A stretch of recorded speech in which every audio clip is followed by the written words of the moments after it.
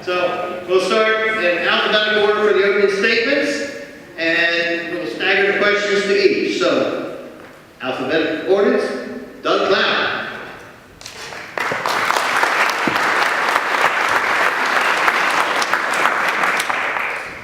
Well, thank you so much for being here tonight for all of us, and it's exciting to be here, of course.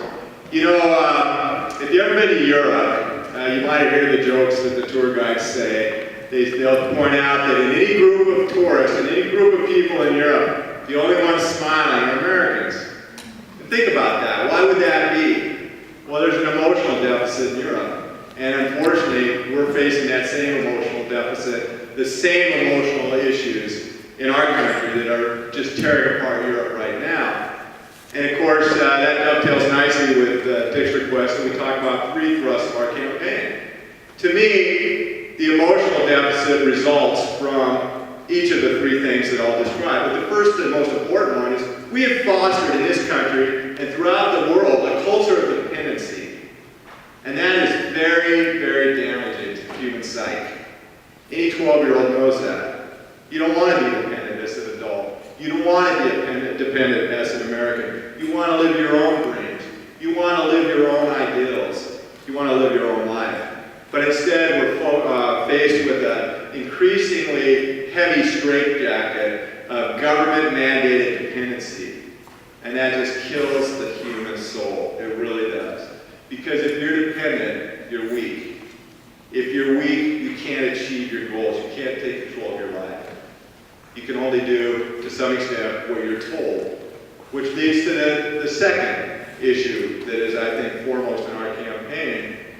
And that is the culture of regimentation that we face. Again, we're being treated like children. And to some extent, many of us are rebelling against that. This idea that everything we do must be mandated from Washington in one way or another. The way we use our land, in particular in this area, it's just extremely damaging to the human soul. To have a dream that you created by buying a piece of property 20, 30 years ago and have it stolen from you without any compensation, despite the constitutional guarantees. Because unfortunately, our Constitution has been completely ignored too often. The literal words of the Constitution, which represent, to some extent, the condensed accumulated wisdom of the ages, has been completely ignored. And again, what does that create? It creates dissension in the soul, of which we're all faced in this country. And equally damaging to the human psyche is the culture of corruption that has been fostered out of Washington, D.C. in particular. The idea that a congressman such as Norm Dix could sell legislation, which is what he was doing, and many congressmen do, for a penny on the dollar, if that, in a campaign contribution. That also is killing the American soul, and it is killing the American economy. And I made that a big issue in the last campaign. Corruption is killing the economy. We see it in the Slendra, $550 million flushed down the toilet subsidy. We see it where the unions get rewarded when the rest of us pay the bill. We see it every day. And also, we see it at the very top of our government. The last three Treasury secretaries made hundreds of millions of dollars in the financial services industry, both before and after they left office. Nobody yet has been prosecuted for the horrible crimes that were committed that led to our 2008-2009 financial crisis. And I'll tell you right now, I doubt it that anybody will. We have a former governor of New Jersey, a former powerful Democratic senator, who was at the wheel when $1.2 billion of client funds just evaporated. We live to some extent in a lawless, rudderless, emotionally deprived society. And that's why we are here. That's why I'm here. I want to offer a vision of leadership to attack these problems, to lead this country once and for all back to its vision, the vision of the founders. Individual freedom, great prosperity, great human happiness, and no, none, not any, dependency or slavery of the soul. Those are the three issues that I think are important in this campaign, and they're important in every campaign. Otherwise, we will find our country lost once and for all.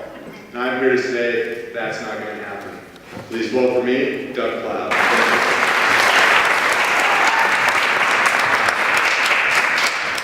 Good evening. I'm Bill Driscoll. This is the first time I've run for political office. I got to tell you, the first time I told my dad I was going to be running for office, kind of paused. And you like my dad, he's about 83, trusty old Marine, fought in Korea. And he looked at me and said, well, don't make a darn fool of yourself. So hopefully, I won't be making a darn fool of myself tonight. Three most important things. First, I think it's very important. In 2006, I went back in the Marine Corps after 18 years, did a combat tour in Iraq, a combat tour in Afghanistan in 2008. I understand the importance of service to our country. Second, I'm a business leader. Long experience in timber products. I understand the linkage between forest products industry and jobs to this community and the communities of this Olympic Peninsula. Third, I understand trade. Critical importance to this district, and I spent 4 years living and working in China, exporting United States products to Asia, helping, again, bring jobs and prosperity to this community. Most important things in terms of working over the next 3 years. First is going to be increasing harvest off the national forest lands in the Olympic Peninsula to bring jobs back to the communities. I went to the Olympic Medical Center today, and they commented on how important the private sector is to keeping the hospital and the medical system in this community going. If the mill in this community shuts down, the economic model of the hospital disappears. The mill is dependent on the national forest and the fiber harvest coming from the Olympic National Forest here. We have to keep them open, we have to fight Wild Olympics, and we have to keep jobs in this community.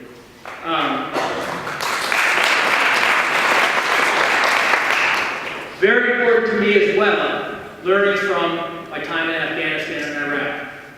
We must have a more cautious foreign policy. A more cautious foreign policy is also a less costly foreign policy. We went to Afghanistan to get rid of Al-Qaeda. We very quickly turned around and began nation building. I got to tell you, it was very hard being a leader, seeing our young Marines killed and wounded for doing something as amorphous as nation building. Democracy does not come from the muzzle of an M16. In Iraq, we suffered from the unintended consequences. We went in there to get rid of Saddam's conventional military force, and we ended up turning a society over that we weren't prepared for, and we had to stay there and see that through. We have to be more cautious in our foreign policy. We must also, and most importantly, address the national deficit and debt. Fighting in Iraq and Afghanistan, fighting against Al-Qaeda and the Taliban, they are not an existential threat to America. The debt and the deficit is an existential threat to America. It can bring us down. We must address it, we must address it quickly, and the only way to do that is going to be in a bipartisan, pragmatic approach. We have to get it fixed. Sending politicians back to D.C. isn't going to do it. It's going to take a new effort, sending non-politicians back there. And we can address it, and we must address it. So the three things that I'm going to be focused on: bringing jobs back to these communities, a more cautious foreign policy, and addressing the debt and the deficit. Bill Driscoll, I look forward to serving for you. Thank you. Hi, everybody.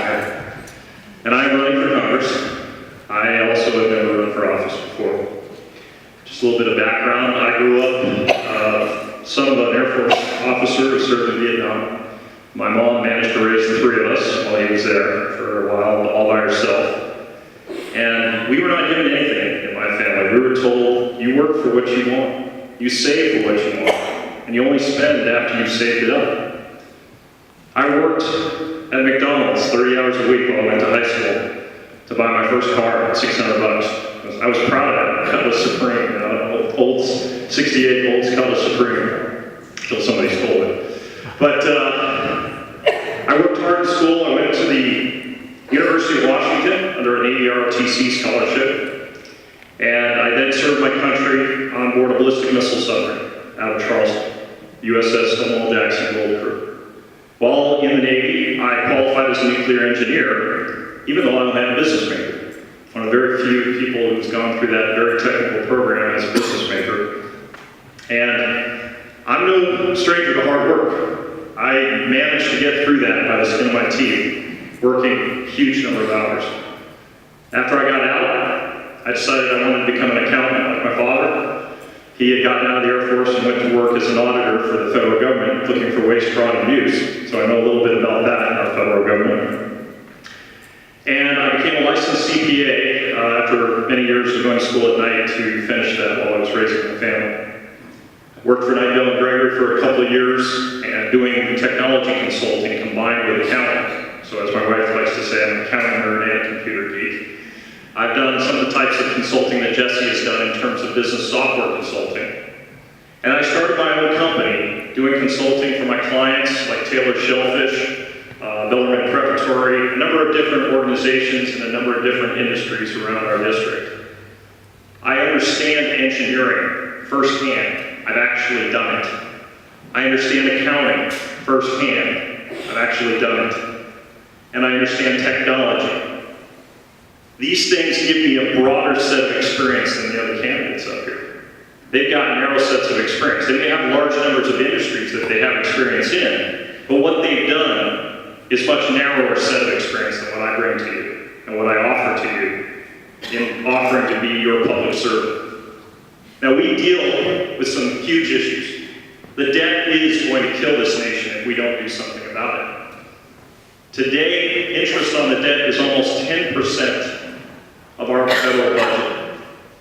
You know how low rates are right now. I remember when they were 18% when I first tried to buy a new car, and I couldn't afford it because of the interest. Is it outside of the realm of possibility we could see 10% again? I don't think so. If we see 10%, that means 50% of our federal budget is interest payments. Now, Social Security, Medicare, and Medicaid are 50% of our budget today. And we've made commitments to our elderly that we as a nation have to honor. God judges nations that break their oaths just as much as he judges individuals. So we must honor our commitments to our elderly and to our veterans. Now, military is currently 25% of our budget, and everything else is 15%. That means we have to do some significant cutting. I'm not going to lie to you, it's not going to be easy. No one's going to be able to have a sacred cow.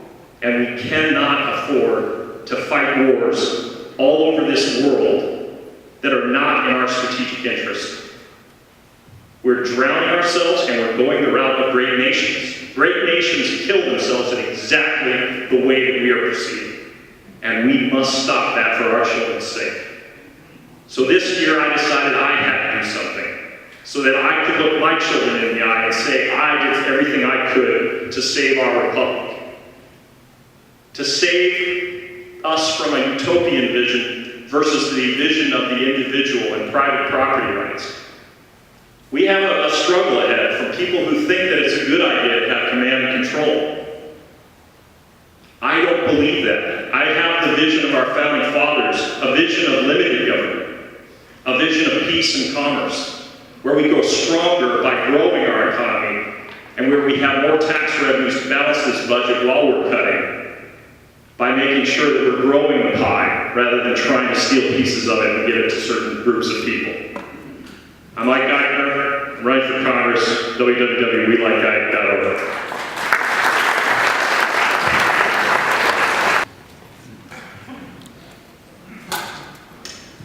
Vision. This nation is struggling. It is teetering. Our district has been struggling with unemployment. It has been teetering because of a lack of a vision. I'm going to submit to you that the most important thing you can do tonight is to not allow this race, or any race that you're going to participate in, that you're going to vote in, to turn into a traditional race where you see bombs thrown from the Republican side and the Democrat side, where you get into this traditional R versus D rhetoric. Because if we do, we will not talk about the vision that this district needs to go down to be successful for our kids and for our future generations. If we let it turn into your traditional race, we're going to get, regardless of who wins, we're going to get the same results back in Washington, D.C. The same trillions and trillions of dollars of debt, because we won't talk about a vision, and because we won't talk about the solutions needed to accomplish that goal. Now, by way of motivation, I can tell you that this is utterly important to me. As someone that grew up homeless and impoverished in a hilltop neighborhood of Tacoma, yet had a great example from a mother that taught me the virtues of working for what you earn and was able to rise up out of it, and has had a very blessed and providential career. I can tell you that my 5 kids, there's pictures on them in the material that you have, 9 years of age and under, I can tell you that they will never know the wants that I grew up with, because I can provide for them. They're never going to know the stress of wondering where they're going to lay their head at night when they wake up in the morning. They're never going to know the pains of hunger, because I will provide for them. I know that I can. I also know that I can probably provide for my grandchildren as well. But at what point do I lose the ability to provide a legacy for my kids, or my grandkids, or my great-grandkids? What about providing for my extended family? What about your families, your kids, your grandkids? That's why I'm willing to put my career on hold. To come before you and spend the last 2 years putting 70,000 miles on my truck reaching the people of this community, building a campaign support structure and a plan for victory so that we can produce opportunities for my kids, because while they won't know the want, this is what bothers me every night. What if I was removed from the picture? What if my kids were taken out from under my provision and plopped right back on a hilltop in the same scenario that I grew up in just 30-some years ago? I'm not convinced that they would have the opportunity now to rise out of it the way that I did. So with that, if I'm going to stand before you and say vision, let me cast one for this district. This district can and should be the preeminent leader for job growth in the nation. There is no reason why we can't, and I would see us move there very strategically and very quickly. So if I'm going to cast that vision for you, I think we also need to talk about how we're going to get it done. You will find that I'm the only candidate coming before you that has been willing to cast a vision and submit a plan before you that you can measure for how we're going to get it done. Here's how we can be the preeminent leader for job growth. Are you aware, probably not unless you've heard me stun, that this district is bordered on 3 geographic sides by deep water ports, and that those ports are the closest to all Pacific Rim trade routes? How many of you are aware that the Pacific Rim trade economy is going to become the epicenter of global trade for the Pacific Rim, but more importantly, for the 21st century? We should strategically position ourselves now for the very reason that you dig a well before you need the water. If you couple that with our abundance and richness in natural resources, that is second to none, resources that include more than timber, but also include oil and natural gas reserves in this district, metals and minerals. If you couple those, and you have a plan to leverage these ports that are closest, again, to all Pacific Rim trade routes for strategic exports that will bring foreign dollars to our shores, then you can see that we are fully set apart. And yet this district didn't know it because their former congressmen and their former legislators have only ever talked about pork and traditional R versus D rhetoric and failed to cast the vision. My vision, again, we can and should lead in job growth. And here's the most important part. This district is ripe for small business growth. The seeds for small business growth are already in the ground, and we don't need a tax and spend policy to make it happen. This district, specifically this county, and Jefferson County has an immense amount of capital.